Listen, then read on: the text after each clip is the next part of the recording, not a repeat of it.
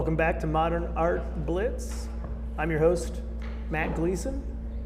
Our guest right now, I've worked with her. She's a dream artist to work with, very professional. But besides that, she makes great art, probably the most important. Maybe 95% should be just make great art. Leslie Lanxinger. Hi. How you doing? Good. Don't tell me you've become unprofessional since we last worked together. I maybe a little bit more unprofessional. Screwing around. Hey, so would you say that your work is more, I want to say, fantasy-based than the average contemporary artist? I mean, at what point do you, you blur the line between imagery that maybe has a certain popular accessibility and do what you do? Yeah, I mean, it's definitely fantasy-based, but I never thought of myself as a pop surrealist, really. I never felt like I fit into that category. Never fit into the category of not fitting in. Yes, my biggest issue that I had to kind of come to terms with was this desire to render realistically. So what I wanted to see was very fantastical, but the way I had to render it was very realistic. So I just started making things that were fantastic so that I could draw them perfectly. Nobody could ever accuse you of being an expressionistic painter.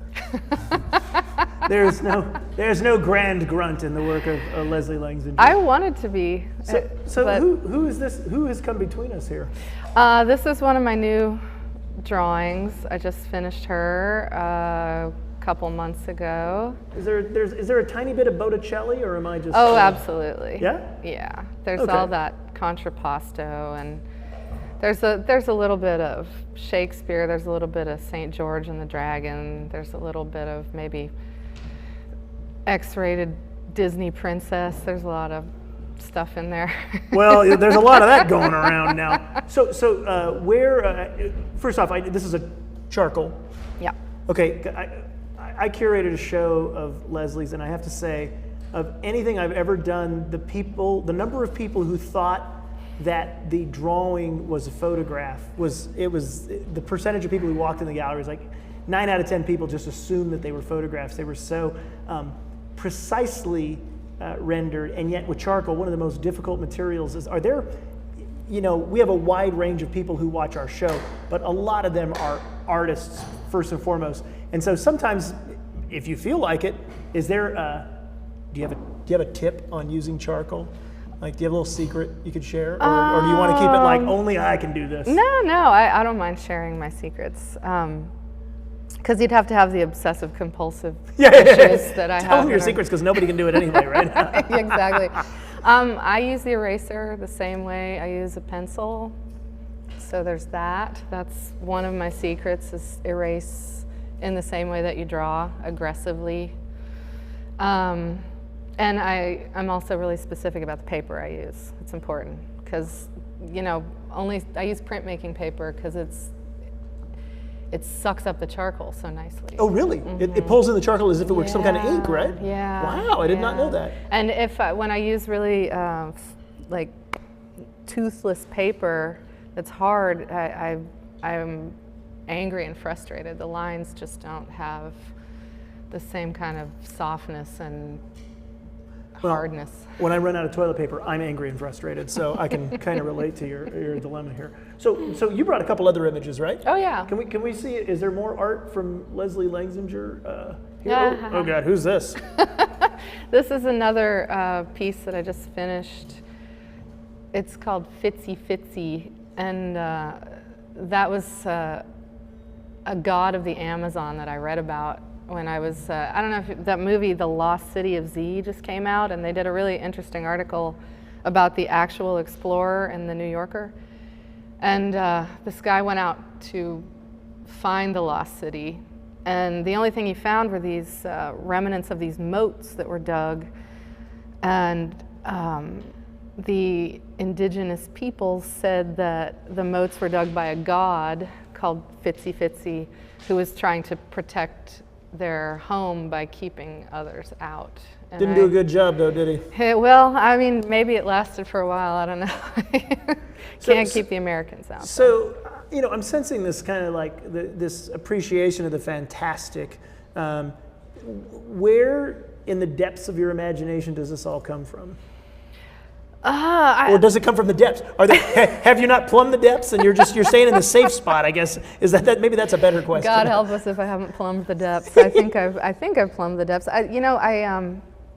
The images that I make, it takes years. Like I'll write down ideas. I do a lot of reading, especially when I'm in a bad mood or in a bad place. Politically, I've been reading a lot of Dickens lately because it is the best of times and the worst of times, right? Isn't it?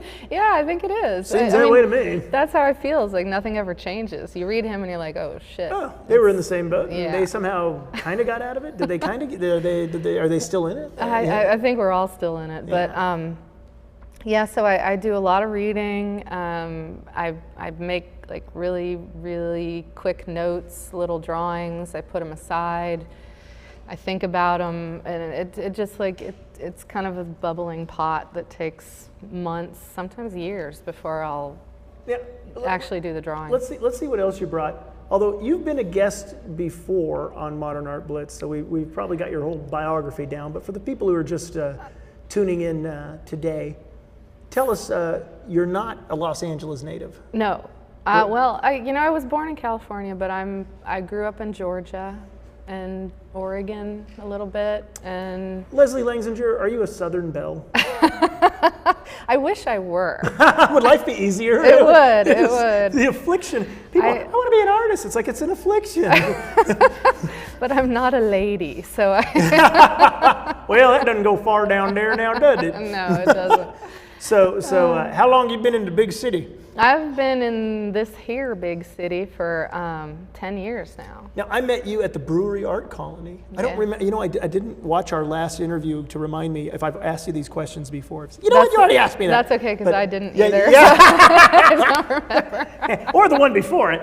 But so how do you like living in an artist, they call it an artist colony, but it's... Yeah, it's, my space is amazing. I love my space very much. It's, in a way, it's kind of a reflection of LA itself, because it's like this black hole you enter and time passes and you don't realize, and you wake up and you're like, oh shit, it's been a decade. It's been a decade. And you wonder where. I was there for about a decade. Oh, where did the time go? Yeah. I had my brewery decade, you had your brewery decade. We all gonna have our brewery decade. Yeah, maybe a decade is a healthy, and then you need to. Is there an artist at the brewery you want to give a shout out to? Is there somebody we should all know who's one of your neighbors? Oh, God. You want to? Then she's going to mention one, and then she's going to make all she's going to do. Because I lived at the brewery, and I can tell you, all they basically did is set you up to have all your neighbors but one hate you. Okay, I know. Never mind. Terrible. Who is this bum asking questions here? So and where did you go to art school? I went to, I got my BFA at the Atlanta College of Art, where I grew up in Atlanta. And that's SCAD now. They got kind of swallowed up by SCAD. What does that stand for? Savannah College of Art and Design. Ooh, yeah. That's school. like the Death Star. A little bit. Swallowing up the little schools. Little or the bit. Borg. More Star Trek. Sorry for the Star Wars reference. Jumping a Star Trek reference. It's like the Borg assimilating everyone, yes? Yes. Yeah. And so then do you go to like class reunions or anything? No, you don't have any of that shit? Well, I'm still friends with a lot of people that I went to undergrad with, actually. Yeah. I'm still in contact, but we don't do like reunions. That would be kind of weird. Artists never do that shit. No. Oh, yeah, and yet they're the best at Facebook, right? So, what are we looking at here? This is, I thought I'd bring some kind of humble origins. So this is one of the sculptures that I have been working on for this series. I call it Strap-on Sheep, because I know it sounds dirty. There's a whole presidential administration based exactly on that concept. I'm feeling angry and political, and so usually when I feel that way, I do turn to old literature, because it comforts me to know that we haven't fucking changed a bit, and that nothing that's going on right now is any different, sadly, than what was going on ages ago. So this these sheep costumes came from reading, the Iliad. No, the Odyssey. The Odyssey, sorry. The sequel. Yeah. The Empire Strikes Back, for those of you at home who've never read. Exactly. And this idea that mainly the Cyclops, and when Odysseus and his men are trapped by the Cyclops, who I kind of call the inhospitable host, who's basically just this fucking asshole who's in power. I don't know who that might be a metaphor for. Who could that be a metaphor for? But they escape by strapping themselves to the underbelly of his sheep, and he takes the sheep out to graze, and then they That's how they escape. Yeah. So I love this image of like hiding under a sheep. And there's so many people now who do strap themselves on it. Never mind. Okay. So Metaphorically. Is this made out of like paper? It's paper mache and fabric, and it's a lot of stuff I always work with. Yeah, a lot of paper mache, clay, mixed media stuff. Do you do performances like in the studio or where? Not yet, but I think I would like. I've got 3 of these sheep. 2 of them are finished, and I think I would like to do a video of some sort. Like, I can see it. We're doing a video right now. Some kind of a dance routine or something. And so this is 2017 art. This is not, everything that I've brought to you is 2017. Is brand spanking new. Mm-hmm. Now we had a great show. I curated the solo show of yours at my space. Show. Great show, great response. We had to cut the opening 15 minutes late. Early. We had to close early because some guys with backpacks all came in and they almost scraped one of the charcoal drawings. Yeah. I watched and the backpack went like this, and I watched and it was like, that's my nightmare. Like that, and I just went, okay, we're closed. So that was so I still owe you 15. I'm helping you out with your 15 minutes now. This is my extra 15 minutes. Very good. Okay, we got to get to Chinese food here. Okay, so this slide is actually upside down, so we could skip to the next one. Just skip. Can we skip to the next one? Because we don't like upside down art here on. Oh no, this one's sideways, but it's. Yeah, sure. Let's see it anyway. Hey, let's embrace the chaos. But this is one of the other sheep. And this is my friend. This is why I say I'm not 100% professional these days. I've been luring friends into my studio saying, hey, let's go get a drink. And they say only the men do this. Exactly. Hey, baby. Okay. Equal opportunity. So I lure them in, and then I'm like, oh, come to the studio, and then we'll get a drink. And when they come to the studio, there's a setup, there's lights and a camera. By the way, I'm gonna get you drunk and make you dress up in costumes. Yeah, I make them dress up first, and then I get them drunk. Oh, so who is it easier to photograph, a sober or a drunk costume-wearing friend? Oh, definitely a sober. I don't know if I've ever photographed. Once they're because you're drunk too, so you're like, put away the camera. Yeah. I don't want to damage it. Yeah. But this suit is really heavy. Like it's, I don't know how many pounds it is, but everything, it's hand tufted, like the fur, and it goes almost to the floor. So when people put it on, it's not easy for a model to wear this, and she was a sport. She was a good sport. So are you planning anything, like a big party where everybody puts on costumes and gets drunk? No, I don't think I want people drunk in my costumes. I think that's a recipe for Are you planning a party where everybody else except those wearing costumes gets drunk? Maybe. Maybe that's it. I don't know. Yeah, the video, we'll see. Maybe. So did you bring a video? No. Okay. It's all up here, my friend. Okay. There's a plot out there. So now, did you, after Atlanta, did you do any other art school, or were you just sick of it at that point? Yeah, no, I got MFA at the Where? School of Visual Arts in New York. SVA? Yeah. Okay. SVA. Do you remember any of your professors there that were of note? Oh yeah, I had Polly Applebaum, who's she said the most hilarious thing to me ever in the history of ever. Of anybody saying anything about you and your art? Yeah, it's pretty. Let's hear it. Pretty good. She walked in, and I was doing some horrible installation with human hair and fairy wings, and she just looked at it, and she was like, well, at least you're getting it out of your system here. Oh, I know every single art teacher who does studio visits, crits, who's watching now say, oh yeah, right? And I mean, she was totally right. She Yeah. was totally right. And I feel like that's the best reason for art school is like get that shit out of your system. You had to find out for yourself there. So what are we Yeah. looking at here? There's another sideways this is polar another bear. sideways. I don't know why they're all sideways, but don't worry about it. this is like a me in the studio. We're at a wild party with a sideways polar bear. This is the wildest party. Oh, look, there we go. Oh, whoa. Cool. DroneBox Labs has hit a new level of technology here. Yeah. All right. Oh, there we go. No, I like it there. Right. Whoa. Woo. I think that polar bear's had too much to drink. This is my protest polar bear. Your protest polar bear? What is a Yeah. protest polar bear? Why is it? Protest polar bear is a big, hot polar bear head that you make in your studio and then you wear during marches. In the dead of winter, I hope. Right? Well, Yeah. I mean, is there such a thing in LA? No, I'm going to wear it. When's the next big protest? I think the next protest is maybe on the 11th. I'm not Really? sure. July 11th? but So you've been going to a lot of those downtown? Yeah. Oh, yeah? Yeah, you got Say hi to to. my wife. She goes to them all.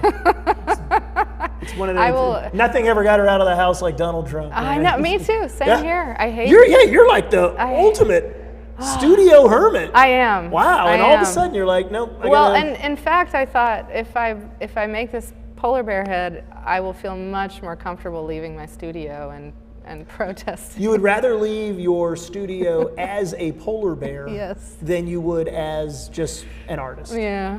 I don't mean to diminish just an artist. No. Not to talk bad about you artists, but just an artist? Are you gonna have a polar bear? Yeah. No, the first march I went to, I don't know if you remember, it was the day that Fuckhead was inaugurated and it was pouring rain, which I was already like, it's snowing in hell and it's raining in LA, so the world must be ending. But we were so covered, like warm hat and rain slicker and all these accoutrements. I had about this much space where I could see out, and I realized I was much more comfortable just being hidden. Well, if you're ever protesting me or my administration and you wore your polar bear outfit, I would take you much more seriously. So, Yeah. yes, this is it. So what are we looking at here? This is a drawing called Pelt. It's that one sideways sheep costume from the back. Oh, the behind. And I thought it was kind of fun. So you photographed this against a dark background? Or is this a drawing of it? This is a drawing. Oh, this is a charcoal drawing. That See, your charcoal drawings fooled even me. even you. After curating them. Yeah. I've been fooled. This was just, I laid it down on the floor and I love the way it looked. I thought it looked hilarious, like a bit. I've got part of it here. Oh yeah, you do. A little bit morbid and creepy, but also just like a fur rug, So I thought it was kind of funny. And do you have any shows coming up? Not at present. No, you're just in the studio? Just in the studio. Yeah? Yeah. And I can't convince you to have this performance at your studio, can I? Not while I'm sober. All right. Well, Leslie Lanxinger, thank you for joining us on Modern Art Blitz. You've been on the show before and appreciate it.